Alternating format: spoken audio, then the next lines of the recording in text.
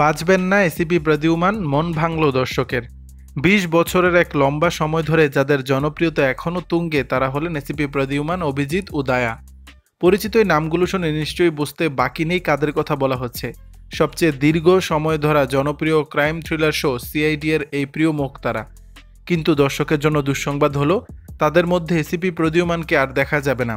বিষয়টি খুলে বললে, সিআইডি থেকে চিরতরে সরে যেতে চলেছেন এসিপি প্রদ্যুমান চরিত্রের অভিনেতা শিবাজি সাতম।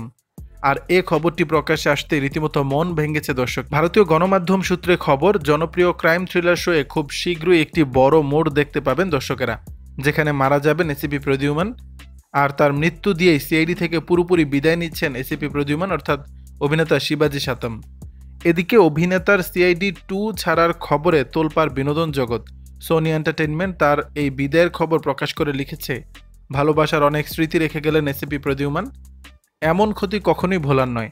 সঙ্গে হ্যাশট্যাগ দিয়ে লেখা রেস্ট ইন পিস এসিপি।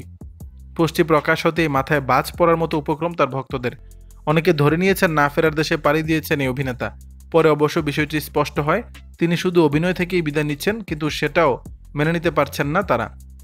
দর্শক, বিষয়টি নিয়ে আপনাদের মতামত জানাবেন নিচের কমেন্ট বক্স।